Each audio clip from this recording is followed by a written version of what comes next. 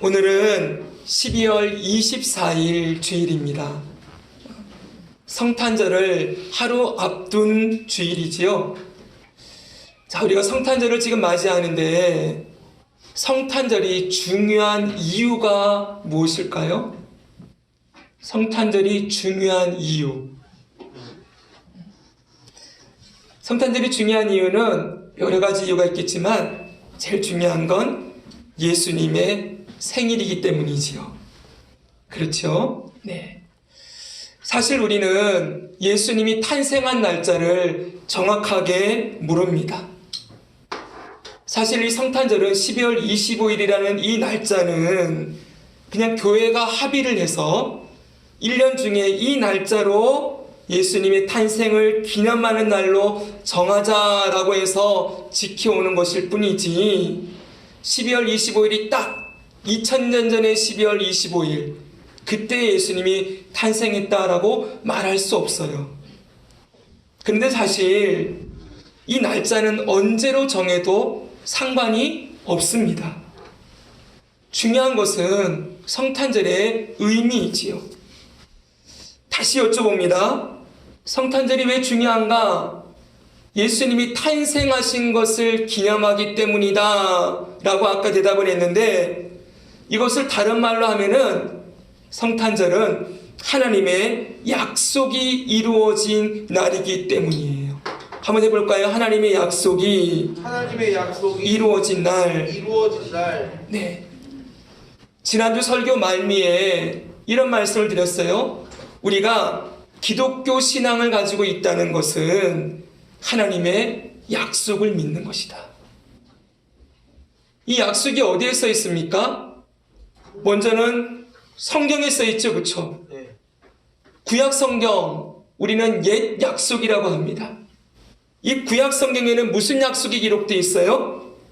써 있죠? 네. 한번 해볼까요? 시작. 메시아가 올 것이다. 네, 메시아 그리스도가 올 것이다. 늘 말씀드리지만 이 메시아는 히브리어, 그걸 헬라어로 번역하면 그리스도가 나오는 거예요. 그래서 메시아 곧 그리스도가 올 것이다 라는 것이 구약의 약속입니다. 성탄절은 바로 이 구약의 약속이 성취된 날이에요. 오랫동안 기다려왔던 하나님의 약속, 온 세상에 구세주를 보낼 거라는 이 약속이 이루어진 날이 바로 성탄절이지요. 그래서 우리는 이 성탄절에 하나님의 약속이 이루어진 것을 기뻐하며 그 약속을 지켜주신 하나님께 그리고 그 약속을 따라 이 땅에 오신 예수님께 감사의 찬양을 올려드리는 것입니다. 그럼 여러분, 신약 성경은 무슨 약속이 기록되어 있습니까? 메시아가 다시 오실 것이다. 여러분, 우리는 구약 성경과 더불어 신약 성경을 믿는 자들이에요. 구약 성경에 메시아가 올 것이다. 그 약속이 이루어졌어요. 그리고 신약 성경에는 새로운 약속이 주어지는 거예요. 새 신, 새로운 약속인데 그 약속은 뭐예요? 메시아가 다시 오실 것이다. 그럼 여러분, 이 메시아가 다시 오실 것이다 라는 약속을 우리는 믿습니다. 아멘. 네. 기독교 신앙에 이걸 빼놓으면 안 돼요. 예수님이 다시 오심을 그 약속을 기다리는 자들. 그래서 초대교회로부터 수천 년 동안 기독교 역사 동안 수많은 사람들이 이 약속을 기다리며 살아갔어요. 지금 우리도 마찬가지예요. 절대로 여러분, 우리의 기독교 신앙을 그냥 살아있는 동안 교회 잘 다니고 예수 믿어서 복 받고 예수 믿어서 잘 되고 그렇게 잘 살다가 그냥 죽으면 천국 가는 그걸로 한정 지어 놓으면 절대 안 돼요.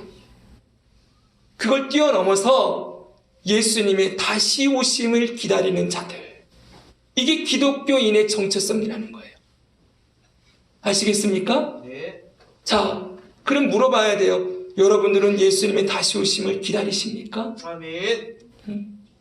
그게 우리의 정체성이라니까요. 저 초대교회로부터 2000년 기독교에 있는 동안, 역사 동안 기독교인은 누구냐 했더니 메시아의 다시 오심을 기다리는 자들이다 라는 정체성이 있었다는 거예요. 근데 오늘날 그걸 너무 잃어버렸어요. 예수님의 다시 오심을 기다린다. 이런 생각을 해보신 적 있으신가요? 이건 여러분들의 잘못이 아니에요. 이 땅에 목회자들과 사역자들의 잘못이기도 해요. 예수님의 다시 오심에 대한 이야기를 너무 듣지 못해요. 그 다시 오심이 얼마나 귀중한 일인가를 잘 듣지 못하니까 알 수도 없겠죠. 그렇죠? 여러분, 우리가 지금 영화의 구원을 배우고 있는데 이 영화의 구원은 예수님의 다시 오심과 직접적인 관계가 있죠. 그렇죠? 그분이 오셔야 영화가 이루어지는 거예요. 아멘. 그분이 오셔야 구원이 완성되는 거예요. 아멘. 아직까지는 미완성이에요. 많은 분들이 이렇게 얘기를 해요. 지금은 공사 중이다. 이런 얘기예요. 건물로 따지면 준공검사 받은 건물이 아닌 거예요. 우리가 기독교인들이 성전으로 지어져 간다 이런 얘기 하잖아요. 그렇죠 여러분? 네. 우리가 예수님을 모신 자로 성령이 계신 자로 성전으로 지어져 간다라고 했을 때 우리는 아직 공사 중입니다. 이런 표현을 많이 써요. 뭐라는 거예요? 아직 이 성전이 완공되지 않았다는 거예요. 우리 한 사람 한 사람이 그리스도의 성전으로 세워가는 일이 아직도 진행 중이다. 공사하는 중이다. 이 성전이 우리 자신이 완전한 그리스도의 성전으로 언제 완성되느냐 했더니 예수님 오시는 날. 그날 완성된다는 거예요. 여러분, 그러니 그날 기다려야 되겠죠. 여러분들이 여러분의 집을 짓는다고 생각해 보세요. 아직도 지붕을 못 올리고 있으면 마음 편히 자겠습니까? 아직도 벽 공사하고 있으면 여러분 그 집을 그냥 내버려 두겠어요? 빨리 벽을 쌓고 빨리 지붕 얹고 아내를 인테리어해서 살만한 집으로 만드는 게 여러분 매일매일 소망이지 않겠습니까? 똑같다는 거예요. 우리 그리스도인들은 아직도 지어가고 있는 중이요 성화 중이에요. 그리스도의 형상이 아직 다다르지 못했어요. 완전한 하나님의 자녀로 우리가 살아가지 못해요. 회복되지 못했다는 거예요. 완전히. 지금도 죄와 싸우며 지금도 무너지며 타이틀은 하나님의 자녀라는 타이틀이 있는데 우리의 속 모습이나 마음이나 우리의 삶을 들여다보면 여전히 쓰러지고 무너지는 모습들이 있지요. 아직도 공사 중이니까. 근데 그날이 되면 예수님 오시면 우리가 완성된다는 거예요. 멋지지 않습니까? 네. 그래서 예수님의 오심을 늘 기다려야 되는 거예요. 제가 개회 기도를 할 때마다 주 예수님 다시 오십시오라는 기도를 끝맺는 이유는 우리에게 지금 회복되어야 될 것이 재림을 기다리는 신앙, 다시 오실 예수님을 기다리는 신앙이라는 것을 주님께 고백하고 함께 그것을 바라기 위해서 기도의 그 내용을 담아두며 꼭 기도하는 거예요.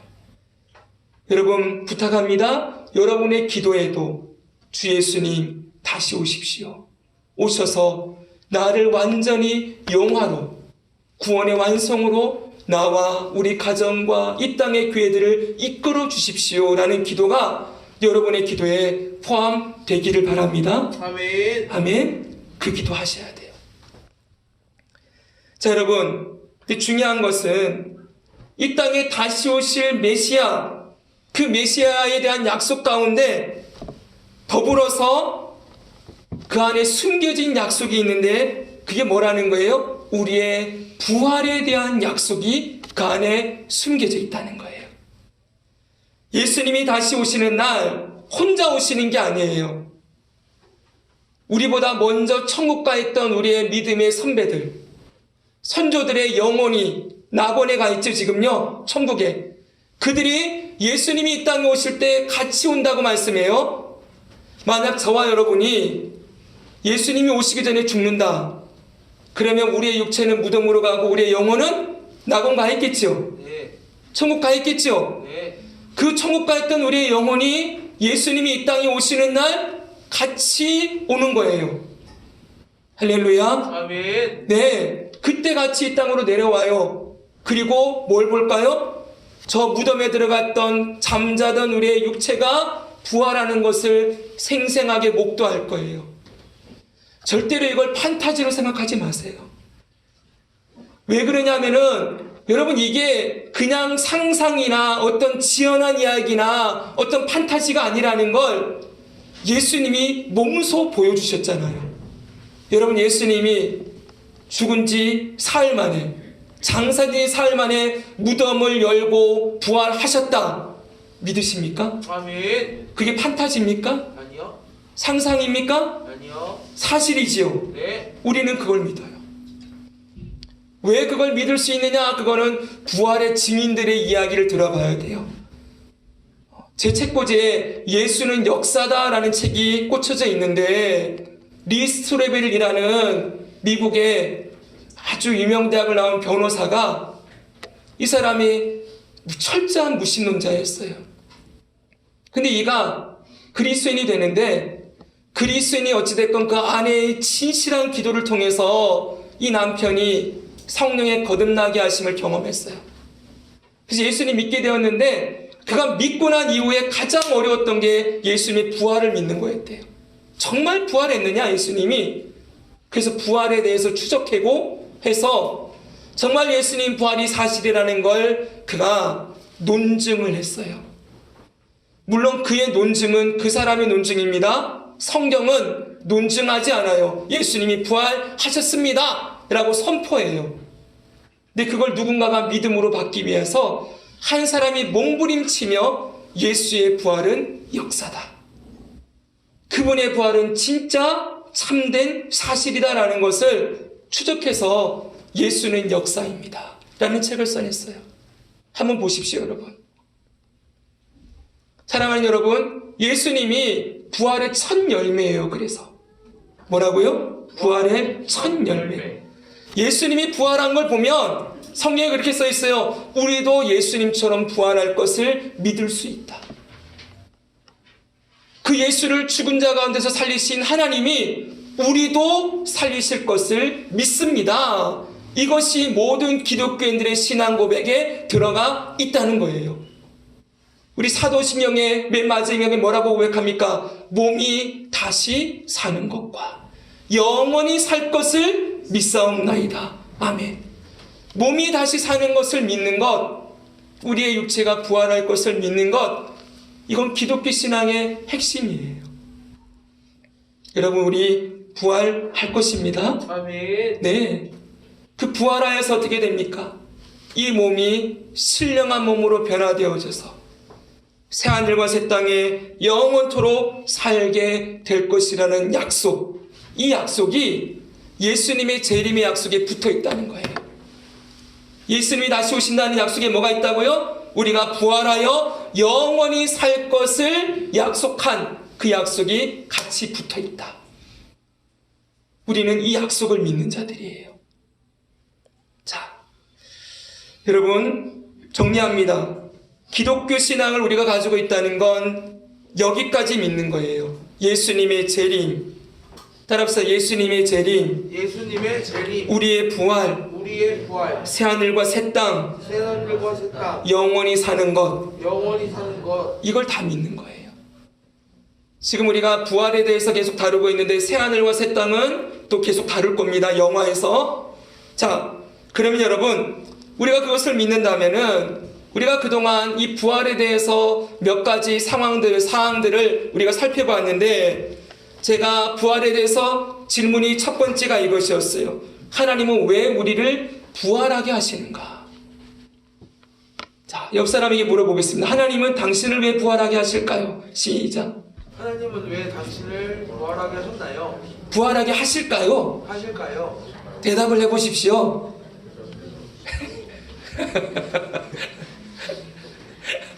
빨리 대답을 해보세요. 네. 예. 자, 옆에 분한테 들었는데 이게 진짜 대답이 잘된 대답이다 한번 손 들어주세요. 제대로 된 대답을 들으신 분? 네, 다 기억 못 해주셔서 감사합니다. 네. 쉽게 얘기하면은 우리의 몸을 죽음 가운데 내버려 둘 수 없기 때문이에요. 따라해보세요. 우리의 몸을 죽음 가운데 내버려 둘 수 없기 때문. 우리의 몸도 죽음에서 자유케 되어서, 죽음은 죄의 결과지요. 다시 설명합니다. 죽음은 뭐의 결과예요? 죄의 결과예요. 우리의 몸은 죽어서 무덤에 있으면 죄의 결과가 아직 남아있는 거지요. 그것까지 없애야 되는 거예요. 우리의 몸이 살아나면 이제는 더 이상 죽음이 없어지는 거예요. 하나님은 그렇게 우리를 구원하고 싶다고요. 죄의 결과인 죽음 가운데 놓여있는 우리의 육체가 부활하는 순간 죄와 죽음이 완전히 정복되는 거예요. 이해되셨습니까? 그래서 우리를 부활하게 하시는 거예요. 왜 부활하게 하신다고요? 죽음을 완전히 정복하기 위하여. 우리의 몸도 완전히 구원하시기 위하여 부활하게 하시는 겁니다. 자, 두 번째 질문이 있었습니다. 그러면 우리의 부활이 어떻게 가능한가? 우리의 부활이 어떻게 가능하지요? 이번에 상대편이 물어보십시오. 우리의 부활이 어떻게 가능합니까? 어떻게 가능해요? 예. 자, 대답해 주세요. 예수님이 부활했으니까? 예수님 우리를 부활시켜 주시니까? 조금 비슷하게 가긴 하지만 우리가 배운 대로 하면은, 고린도서의 지금 이 본문대로 하면은 우리 안에 하나님의 형상, 하늘의 영광을 넣어 두셨기 때문에 그거죠, 그렇죠? 우리를 하늘에 속한 자로 하나님께 속한 형상을 넣어줬기 때문에 우리가 부활할 수 있는 거예요. 동물은 부활합니까? 못합니까? 못합니다. 왜요? 하나님의 형체가 없기 때문에. 하늘의 영광이 없어요. 땅의 영광만 가진 존재들이기 때문에 온 우주 만물의 피조물 가운데 오직 사람만 하나님의 형체, 하늘의 영광을 집어넣었기 때문에 우리가 부활할 수 있는 거예요. 됐습니까? 네. 세 번째, 그러면 우리는 어떤 몸으로 부활합니까? 이것도 물어봅시다. 시작. 우리는 어떤 몸으로 부활한대요? 당신은 어떤 몸으로 부활합니까? 물어보세요. 네. 네. 어떤 몸으로 부활할까요? 영광스러운 몸. 예, 그거보다 조금 가까이 있는 대답. 신령한 몸. 그거보다 조금 가까이 있는 대답. 직접적으로. 예수님과 같은 몸. 그렇죠. 예수님과 같은 몸. 예수님과 똑같은 몸. 이게 가장 가까운 대답이지요. 예수님이 부활하신 몸 그대로 우리도 부활할 거라고 약속하고 있는 거예요.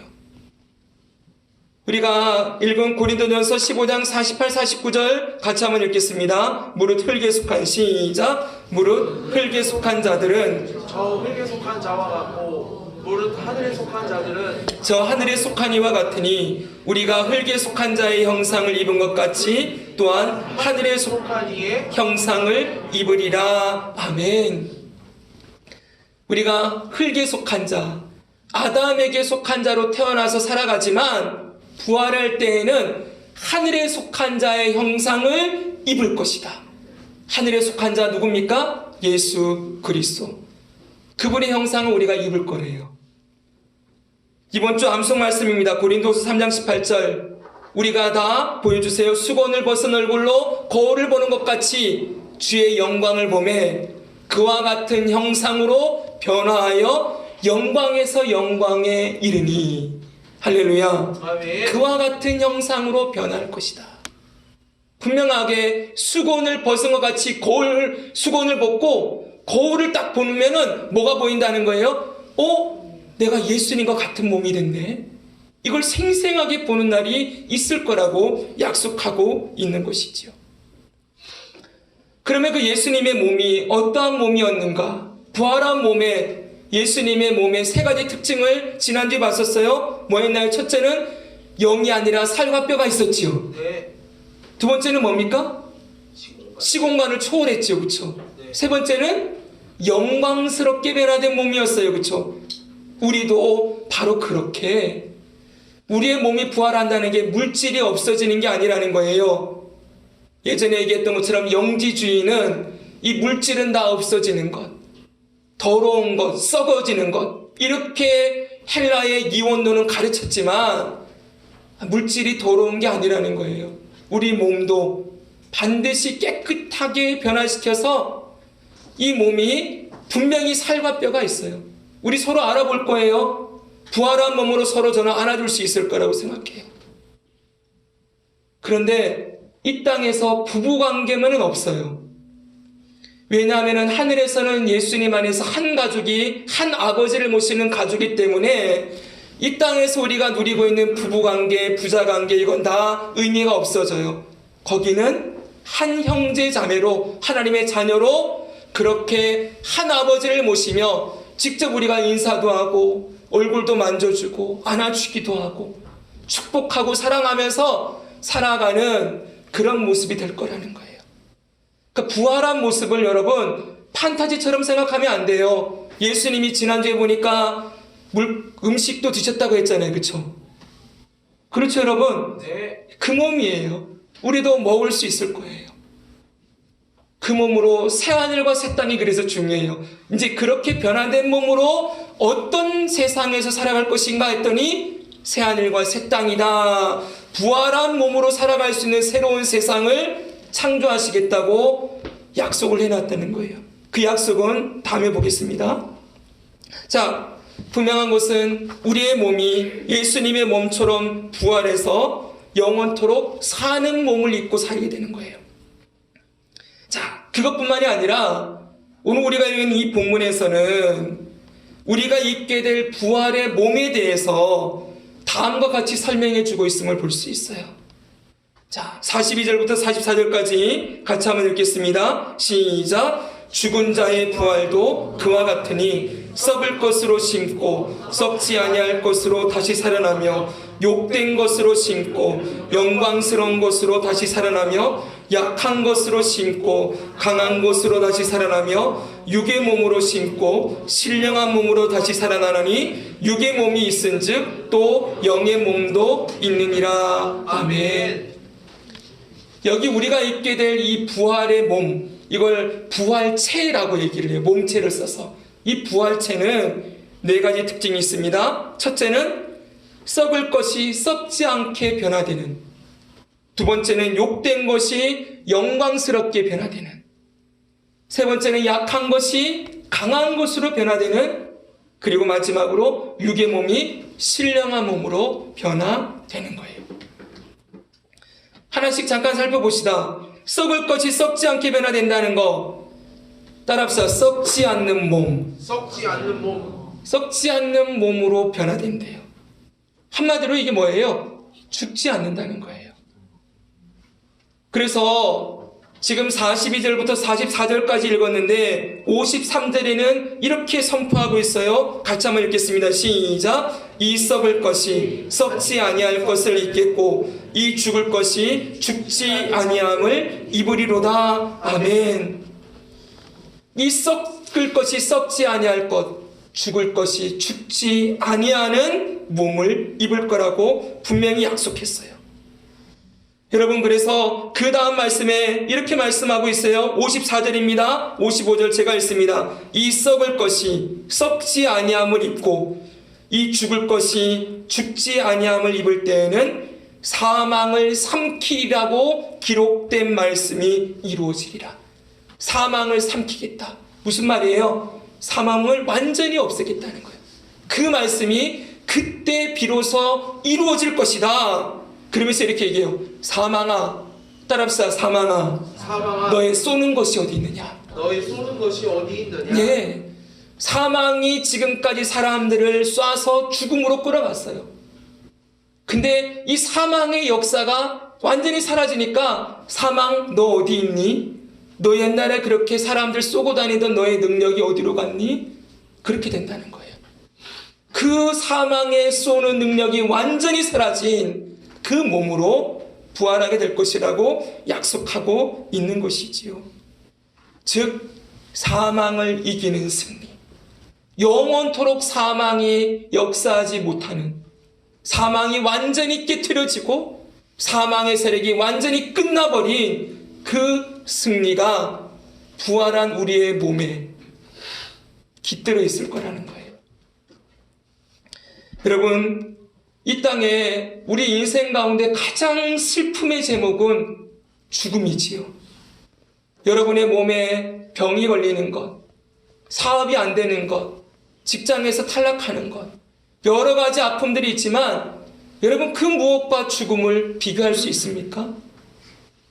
죽음이 인간의 가장 두려운 제목인데, 삶의 제목인데, 그거 무엇 때문에 들어왔다고 말하고 있어요?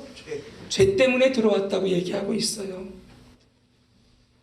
그 죄가 죽음을 우리에게 불러들여서 우리는 태어나면서부터 죽음을 향해 달려가요. 지난주에 얘기했지만 정말 미안합니다. 우리 사랑하는 선우가 너무 이쁘죠, 그렇죠? 우리 아이들이 너무 이쁘지요.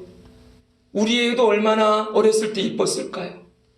근데 지금 이제 40, 50 넘어가니까 이제 죽음이 가까이 오고 있지요. 네. 슬슬 몸에 곳곳이 고장이 나지요. 그리고 우리는 죽음을 향해 달려가는 인생이에요. 이 죽음의 굴레는 어느 누구도 이 땅에 벗어날 수 없는 거예요. 그런데 주님이 오시는 그날, 우리 몸이 부활하면 이 몸은 완전히 죽음을 정복한 몸으로 우리가 살아가게 된다고 약속하는 것입니다. 아멘. 그래서 저는 여러분, 장례식이 있을 때마다 선포하는 말씀이 있어요. 제가 너무 좋아하는 말씀이거든요. 요한계시록 21장의 말씀 3절 4절 같이 한번 읽겠습니다. 시작. 내가 들으니 보좌에서 큰 음성이 나서 이르되 보라, 하나님의 장막이 사람들과 함께 있음에 하나님이 그들과 함께 계시리니 그들은 하나님의 백성이 되고 하나님은 친히 그들과 함께 계셔서 모든 눈물을 그 눈에서 닦아주시니 다시는 사망이 없고 애통하는 것이나 곡하는 것이나 아픈 것이 다시 있지 아니하리니 처음 것들이 다 지나갔음이러라. 아멘. 할렐루야. 아멘. 곡하는 것이나 애통하는 것이나 사망이나 아픈 것이 다시 있지 않는다. 아멘. 모든 질병과 죽음이 정복된 상태로 영원히 살게 되는 거예요. 늙지 않는 몸, 썩지 않는 몸, 약한 몸이 아니라 뒤에 보면 강한 몸으로 우리가 다시 살 것이라고 약속했습니다. 멋지지요? 아멘. 자, 두 번째 있습니다. 두 번째는 욕된 것이 영광스럽게 변한다고 약속하고 있어요. 욕된 게 뭘까요? 욕된 거는 원문을 보니까 영광스럽지 못하다는 거예요. 한마디로 더럽다는 거예요. 로마서 3장 23절을 보면 이렇게 말합니다. 모든 사람이 죄를 범하였음에 하나님의 영광에 이르지 못하더니. 원래 에덴 동산에서 창조된 인간은 정말 아름다웠어요. 보배롭고 존귀하며 영원히 사는 하나님의 형상을 그대로 반영해 놓은 가장 아름다운 작품들이었어요. 그런데 그 에덴 동산에서 선악과를 따먹고 범죄하고 쫓겨나는 순간 어떻게 됩니까? 그 영광을 다 잃어버린 상태예요. 여러분, 지금 우리 몸은 하나님이 창조하신 원형이 아니에요. 한마디로 많이 망가진 상태예요. 옆 사람 보면서 한번 인사합시다. 많이 망가지셨군요. 많이 망가지셨군요. 네. 제가 오늘 자꾸 이렇게 좀 하는데 분위기가 좀 막 너무 정신이 없어서 제가 이 설교에 좀 함께 하기 위해서 이렇게 말씀을 드립니다. 그래서 여러분, 우리 지금 많이 망가진 거예요. 그렇죠? 네. 이 몸이 아니라는 거예요. 더러워지고 죄로 말미암아 오염되어지고 그 사망을 향해 달려가고 있는 이 욕된 몸이, 영광을 잃어버린 몸이 다시 어떻게 되는 거예요? 네, 영광스러운 몸으로 변하게 되어진다라는 거예요. 저는 이 제목을 볼 때마다 참 감사한 게 뭔지 아세요? 우리가 이 땅을 살아가면서 가장 괴로운 게 육신이 늙어가는 것도 괴롭지만 우리가 그리스도인이 되고 난 다음부터는 정말 고민되는 게 있죠. 뭡니까? 아직도 우리가 죄를 짓고 살아간다는 거예요. 그렇죠, 여러분? 네. 하나님의 자녀라는 타이틀은 뒀는데 내 속을 보면 하나님의 자녀됨의 모습이 아직도 멀은 것 같아요. 너무 부끄럽고 수치스러울 때가 많죠, 그렇죠? 죄와의 싸움이 너무 어려운 거예요. 요즘 우리가 성장반도 하고 교회에서 양육을 하고 있는데 모든 분들의 대부분 공통적인 그 소망이 뭐냐면 이 죄와의 싸움이에요. 내가 이 모습으로 천국에 갈 수 있을 것인가? 여러분, 천국에 내가 이 모습으로 갈 수 있을 것인가? 라는 것이 많은 그리스도인들의 아픔이에요. 저희 아버님은 예전에도 말씀드렸지만 이제 내년이면은 90이 되십니다. 90이 되시는 그 노인이 이제는 자꾸 회개하고 있대요. 대표 기도를 안 하세요. 이번에도 안 하실 것 같아요. 명절이 되면 자녀들 다 모아놓고 대표 기도 하는데 이분이 어느 순간부터 기도를 내려놓기 시작하셨어요. 왜 그러십니까, 아버님? 야, 목사님, 네가 대표해서 기도해라. 아니요, 아버지가 계시는데요. 나중에 물었어요. 갈수록 과거에 이 아버님의 허물과 죄들이 생각이 난대요. 부끄러운 거예요. 여러분, 이분이 예수님을 안 믿어서가 아니에요. 근데 저는 다시 말씀드립니다. 이게 아버님이 바른 방향으로 가고 있는 거라고 확신합니다. 이 땅의 모든 그리스도인들은 주님 앞에 서는 그날이 가까우면 가까울수록 더 부끄럽고 더 죄스럽고 더 주님 앞에 죄송스러운 마음이 더 커지게 돼 있어요. 제가 몇 번 소개했잖아요. 성 어거스틴이라는 그분은 기독교 역사의 가장 위대한 분이라고 하는 그분은 죽기 직전까지 이랬다고요. 죄인을 부르실 때 나도 꼭 불러주세요. 찬송가에 보면은 죄인오라 하실 때에 날 부르소서, 그 찬양 있지요? 그 찬송 불렀다는 거예요. 죄인 부를 때 내 이름도 꼭 좀 불러주세요. 주님이 나를 모른다 하시면 어떡할까요?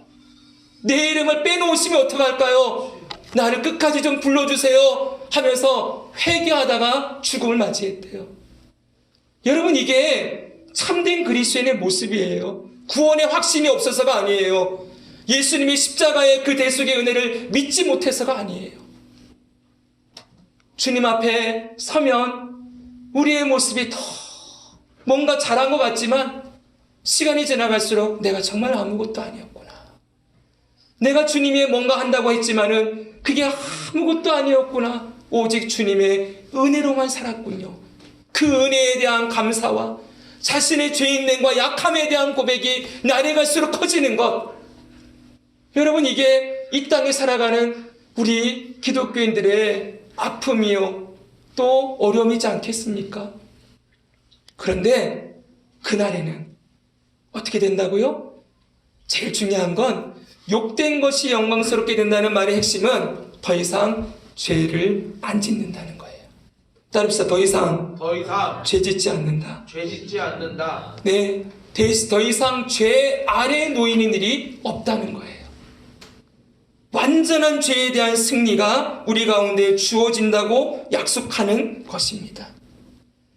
여러분, 그래서 이 영화는요, 성화의 완성이에요. 따라해보세요. 성화의 완성. 성화의 완성. 우리가 계속 주일 앞에 설교했듯이 왔다 갔다, 예수님이 주인 되었다가 내가 주인 되었다가 왔다 갔다 하면서 살아가지만 마지막 날에는 100% 거룩해지는 거예요. 완전히 예수님이 주인 되셔서 우리를 통치하시고 다스리셔서 더 이상 죄의 소욕이 단 1도 남아있지 않은, 죄 짓고 싶은 마음이 하나도 안 드는, 죄를 완전히 이기고 승리하는 그 승리가 우리의 부활한 몸에 있게 될 거라는 거예요. 여러분, 멋지지 않습니까? 네. 저는 이게 제일 좋아요. 이 죄의 굴레에서 완전한 자유를 누리게 된다? 내가 하고 싶은 대로 하는데 그게 내가 하는 게 아니라 주님이 하고 싶은 대로 하는 사람이 되는 거예요. 멋지지 않습니까? 네. 내 멋대로 하는 것 같은데 그게 주님이 원하시는 뜻대로 100% 순종하는 삶으로 나아가는 거예요. 여러분, 그런 소망 있지 않습니까? 나의 뜻과 아버지의 뜻이 일치되어 살아가기를. 여러분 기도 제목 가운데 그런 거 있잖아요. 주님의 뜻에 온전히 순종하며 나의 뜻이 아닌 주님 뜻대로 살기 원합니다. 근데 그게 잘 안 되잖아요. 근데 그때에는 그게 100% 가능해진다고요. 멋지죠 여러분? 네. 이게 욕된 것이 영광스럽게 변하는 거예요. 마지막으로 약한 것이 강하게 된대요. 여러분 이건 앞의 내용과 동일해요. 우리는 이 땅에서 약한 몸을 가지고 살았어요. 이 약한 몸이라는 건 두 가지 측면이 있습니다. 하나는 질병에 취약한 몸이에요. 날이 갈수록 건강이 사라지죠. 그렇죠? 면역력이 떨어지지요. 질병에 취약한 몸이에요. 또 하나는 사단과의 싸움에서 자꾸 패배하는 몸이에요. 이런 면에서 약해요. 그러나 이제는 부활한 우리의 몸은 더 이상 질병으로 고통받지 않습니다. 아멘. 앞에서 나온 것처럼 아픈 것이 더 이상 없다 그랬어요. 더 이상 우리 몸을 지긋지긋하게 괴롭히던 관절염, 허리 통증, 여러분 면역력, 평생 약을 먹어야 되는 질병들, 그런 거 없다는 거예요. 아멘. 좋지 여러분? 네. 그리고 사단과의 싸움에서도 완전히 승리하는 강한 자, 예수님의 승리로 완전한 승리를 누리는 자로 변화된다고 말씀하고 있는 거예요. 그래서 사도 바울은 57절에 이렇게 말씀하고 있습니다. 우리 주 예수 그리스도로 말미암아 우리에게 승리를 주시는 하나님께 감사하노니. 따라합시다. 우리에게 승리를 주시는 하나님께 감사한다. 하나님께 감사한다. 예수님을 통하여, 이게 고린도전서 부활장의 결론이에요. 15장에 승리를 주신다. 약한 것이 강한 것으로. 자, 그럼 정리해 봅시다. 지금까지 우리는 부활이 썩지 않는 몸, 따라합시다. 썩지 않는 몸, 영광스러운 몸, 강한 몸, 이렇게 변화된다는 걸 배웠어요. 근데 이 세 가지를 다 정리하면 한 단어가 나오는 거예요. 그게 뭐냐? 신령한 몸이에요. 이게 결론이에요. 신령한 몸. 해보세요. 신령한 몸. 신령한 몸. 네. 지난주에도 설명했지만 이 신령한 몸은 우리 몸이 아니라 원래 예수님의 몸이에요. 46, 47절 보세요. 그러나 먼저는 신령한 사람이 아니요 육의 사람이요 그 다음에 신령한 사람이니라. 첫 사람은 땅에서 났으니 흙에 속한 자이거니와 둘째 사람은 하늘에서 나셨느니라. 하늘에서 나신 예수님만 신령한 몸을 가지고 있었어요. 아멘. 맞지 여러분? 네. 그런데 이제 우리의 부활한 몸이 예수님과 똑같은 몸을 입게 된다고 했잖아요. 네. 그 신령한 몸을 입는 거예요. 이 신령한 몸 안에 뭐가 있어요? 썩지 않는 몸, 영광스러운 몸, 강한 몸. 이게 다 들어있는 몸으로 완전히 죄와 죽음이 정복된 몸을 가지고 영원히 예수님과 영생을 누리며 살아가는 몸으로 부활한다. 여러분 이것이 하나님이 우리에게 주고 싶어 하시는 구원의 목표예요.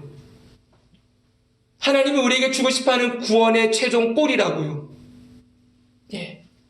바로 결론적으로 말하면 하나님이 주시고자 하시는 구원의 완성은 아들의 형상을 입는 거예요.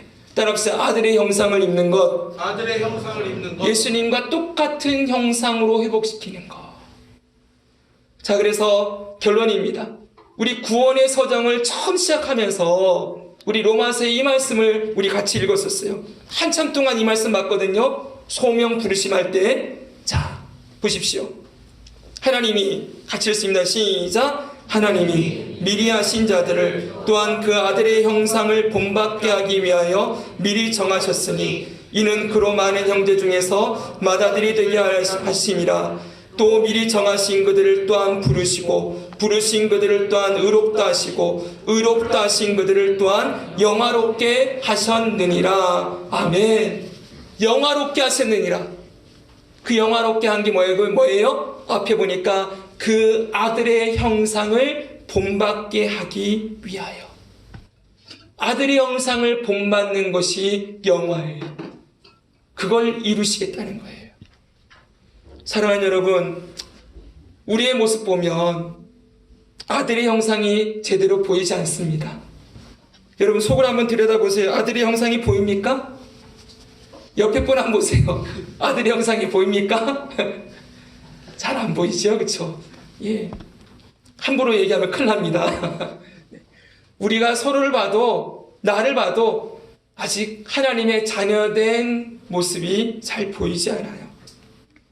너무 부끄럽고 죄송하지만 하나님의 약속은 뭐예요? 이런 우리를 하나님의 자녀라는 타이틀에 딱 걸맞는 모습, 하나님의 자녀였던 예수 그리스도, 그분이 맏아들, 우리의 큰형이에요. 제일 큰형을 똑 닮은 자들로 저와 여러분들을 완전히 회복시키시겠다, 이 약속을 주고 있는 것입니다. 아멘. 우리는 이 약속을 믿습니다. 아멘. 내가 아니라 그분의 능력으로 이루실 것을 믿어요. 아멘. 내일은 성탄절입니다.